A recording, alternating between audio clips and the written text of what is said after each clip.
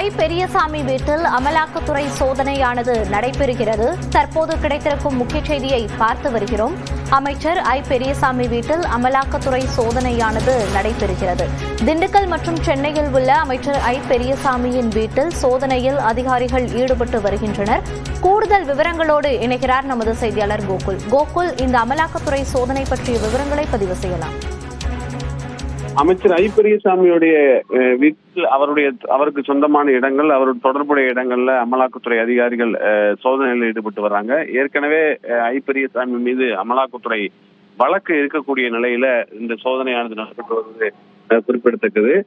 குறிப்பாக 2006 மற்றும் 2011 ஆண்டு அமைச்சராக இருந்த போது ஒரு IPS அதிகாரிக்கு நிலம் ஒதுக்கியது தொடர்பான ஒரு புகாரில் ஏற்கனவே அமலாக்கத்துறை வழக்கு பதிவு செய்யப்பட்டிருக்கிறது. அந்த புகார்ல வெளிநாட்டு பண பரிவர்த்தனைகளும் நடந்திருப்பதாக இருந்ததாகவும், அதே போல முறைகேடாக அந்த நிலம் ஒதுக்கப்பட்டதாகவும் தொடரப்பட்ட வழக்கில் அமலாக்கத்துறை ஏற்கனவே அமைச்சர் ஐ பெரியசாமியிடம் விசாரணை எல்லாம் நடத்தியிருந்தார்கள். சோதனை எல்லாம் நடத்திருக்கக்கூடிய நிலையில தற்பொழுதும் அமலாக்கத்துறை அதிகாரிகள் திண்டுக்கல்லில் இருக்கக்கூடிய ஐ பெரியசாமியுடைய வீடு மற்றும் அவருக்கு தொடர்புடைய இடங்கள், சென்னையில் இருக்கக்கூடிய அவருடைய தொடர்புடைய இடங்கள் எல்லாம் அமலாக்கத்துறை காலை முதலே இந்த சோதனையை தொடங்கியிருக்காங்க.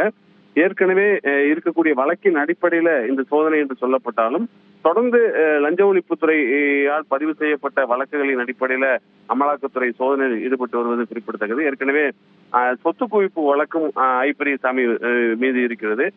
வருமானத்துக்கு அதிகமாக சொத்து சேர்த்ததாக லஞ்ச ஒழிப்புத்துறை வழக்கு பதிவு செய்திருந்த நிலையில அது குறித்தெல்லாம் அமலாக்கத்துறை அந்த வழக்கின் அடிப்படையிலும் இந்த சோதனையை நடத்தலாம் என்ற ஒரு தகவலும் சொல்லப்படுகிறது.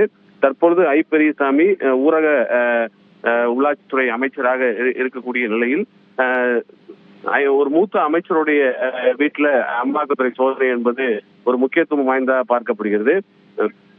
திமுகவுடைய துணை பொதுச் செயலராகவும் ஐ பெரியசாமி இருக்கிறார். திண்டுக்கல் மாவட்டத்தை தொடர்ந்து தென் மாவட்டங்கள்ல திமுகவுடைய ஒரு முக்கியமான மூத்த தலைவராக இருக்கக்கூடிய ஐ பெரியசாமியுடைய இல்லத்துல இந்த அமலாக்கத்துறை சோதனை என்பது அரசியல் வட்டாரத்துல ஒரு முக்கியமான பரபரப்பாகவே பேசப்படுகிறது. மேற்கோள் சொல்லப்பட்ட அந்த 2 வழக்குகளும் எப்போது பதிவு செய்யப்பட்டது கோகுல்? ஏற்கனவே 2006-11 ஆண்டு அவர் அமைச்சராக இருந்தபோது தொடரப்பட்ட வழக்கின் அடிப்படையில் தான் சில ஆண்டுகளுக்கு பிறகு அமலாக்கத்துறை இந்த வழக்கை கையில் எடுத்தார்கள். 2022 ஆண்டு கூட அமலாக்கத்துறை அதிகாரிகள் இது தொடர்பாக ஐ பெரியசாமியுடைய இல்லத்தில் சோதனை நடத்தி அப்போது அவரிடம் சம்மன் அனுப்பி விசாரணை எல்லாம் மேற்கொண்டார்கள். இந்த நிலையில வருமானத்துக்கு அதிகமான சொத்து சேர்த்த வழக்கும் ஐ பெரியசாமி மீது இருக்கக்கூடிய நிலையில அது தொடர்பான ஆவணங்களையும் அமலாக்கத்துறை கையில் எடுத்து தற்பொழுது விசாரணை மேற்கொண்டு வருவதாகவும், அந்த அடிப்படையிலும் இந்த சோதனை நடத்தப்படலாம் என்ற தகவலும் சொல்லப்படுகிறது. ஐ பெரியசாமி திண்டுக்கல் ஆத்தூர் தொகுதியுடைய சட்டமன்ற உறுப்பினராகவும் இருக்கிறார். தொடர்ந்து திண்டுக்கல் மாவட்டத்தில் அவருடைய மகன் IP செந்தில்குமாரும் பழனி சட்டமன்ற தொகுதியுடைய சட்டமன்ற உறுப்பினராக இருக்கிறார். முக்கியமான ஒரு தென்மண்டலத்தில் இருக்கக்கூடிய ஒரு முக்கியமான மூத்த தலைவர், தொடர்ந்து அந்த தொகுதிகளில் வெற்றி வாகை சூடக்கூடிய ஒரு தலைவராக இருக்கக்கூடிய ஐ பெரியசாமியுடைய இல்லத்துல அமலாக்கத்துறை சோதனை என்பது அடுத்த கட்டமாக சட்டமன்ற தேர்தல் நடைபெறக்கூடிய இந்த நிலையில தேர்தல் காலகட்டத்துல இந்த அமலாக்கத்துறை சோதனை ஒரு மூத்த அமைச்சருடைய வீட்டில் நடத்தப்படுவது ஒரு முக்கியத்துவம் வாய்ந்ததாக பார்க்கப்படுகிறது. சென்னையில அவருக்கு தொடர்புடைய இடங்கள்லையும் இந்த சோதனையானது நடத்தப்பட்டு வருகிறது. அவர் இந்த முறை ஏற்கனவே கூட்டுறவுத்துறை அமைச்சராக பொறுப்பு வகித்தார். பின்னர் அவருக்கு ஊரக உள்ளாட்சித்துறை அமைச்சராக அவருக்கு இலாக்காவானது மாற்றப்பட்டது.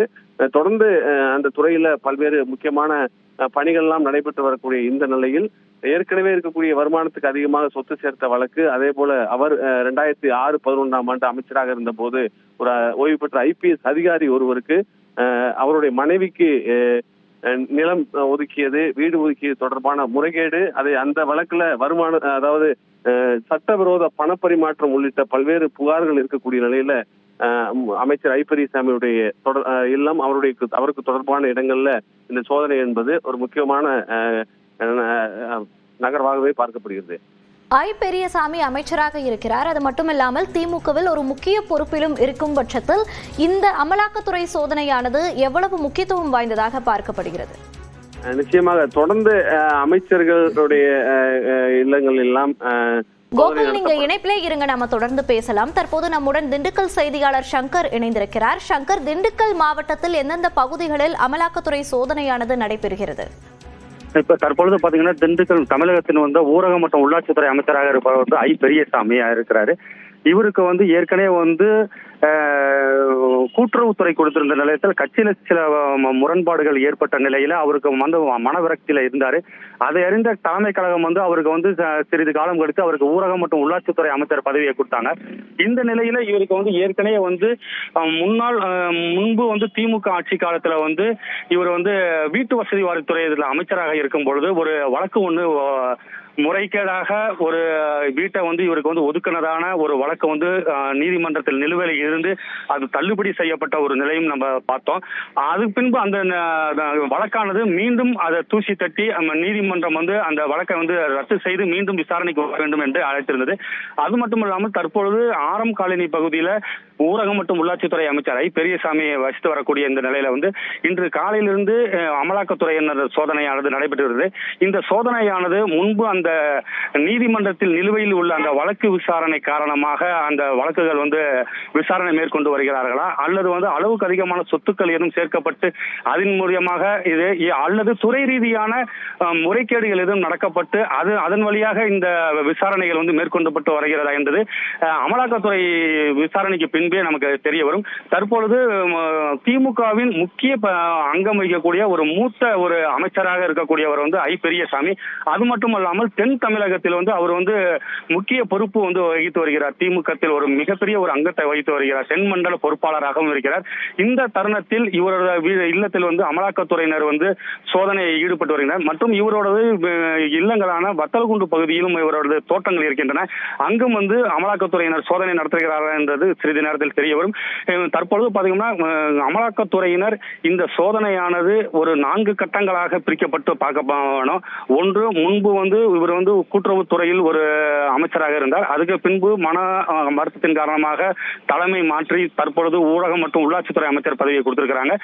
இந்த 2 பதவிகள்ல எந்த இதுல இந்த ஊழல்கள் எதுவும் நடைபெற்றிருக்கிறதா, அல்லது முன்பு இவர் வீட்டு வசதி வாரியத்துறையில வழக்கானது ஒன்று நிலுவையில் இருக்கிறது, அந்த வழக்கின் விசாரணை காரணமாக இந்த அமலாக்கத்துறையினர்கள் இந்த சோதனையை மேற்கொண்டு வருகிறார்களா, இல்லது இவர் அளவுக்கு அதிகமான சொத்துக்கள் எதுவும் முறைகேடுகள் இந்த விதத்தில் இவர்கள் வழக்கு விசாரணை செய்து வருகிறார் என்பது அமலாக்கத்துறையின் விசாரணைக்கு பின்பு இறுதிக்கட்டமாக தெரிய வரும்.